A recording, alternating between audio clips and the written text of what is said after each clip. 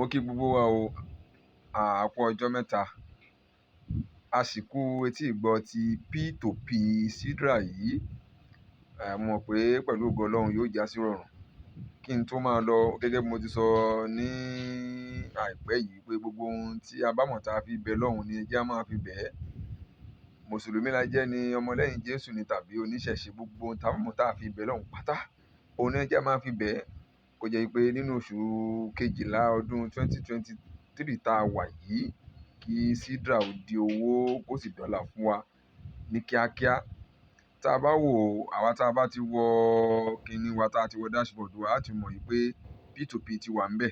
Bó ti ẹ̀ jẹ́ pé ó kù díẹ̀ láti bẹ̀rẹ̀ báyìí kí wọ́n máa ṣe, ṣùgbọ́n àwa tá a bá ti wọ̀, a ó ti rí pé wọ́n ti gbé e sí tá a bá wo ibi tí wọ́n kọ coin sí yẹn pé token tá a ṣe ń claim yìí, ẹ jẹ́ á click lórí ẹ̀. So tá a bá ti click lórí ẹ̀, yóò gbé wa lọ sínú kíní wa, ṣẹ́ ti rí nísìnyí. Ẹ rí i pé gbogbo àwọn iṣẹ́ tá a ṣe lónìí rè. So ẹ ti rí. So yóò kàn, ẹ wá click lórí ibi àwòrán yín yẹn. Ẹ ti rí P2P rè. Ṣẹ́ ti P2P. Ṣẹ́ ti rí. Tí n bá click lórí P2P yẹn nísìnyí, yóò pé you need to verify your KYC to use this feature. Gbogbo ẹ̀ pátápátá òun náà ló máa sọ báwọn fún. Èyí tó túmọ̀ sí pé wọ́n sì ń ṣiṣẹ́ lórí ẹ̀. Ẹ jẹ́ á ní sùúrù pẹ̀lú ògo Ọlọ́run.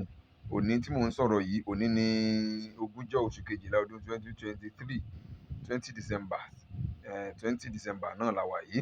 Ẹ jẹ́ á máa bẹ lọ́hùn kó jẹ́ pé nínú oṣù yìí náà láìpẹ́ láì jìnnà kí P2P yẹn ó ṣe. Ká sì bẹ̀rẹ̀ sí máa ná owó Sidra kó sì bá owó tí dẹ́rù bòṣì kó bá jáde ká wá di olówó àgbọ̀n ọ̀gbẹ. Bẹ́ẹ̀ ni ó rí pẹ̀lú ògo Ọlọ́run. A kú ìkàlẹ̀ o.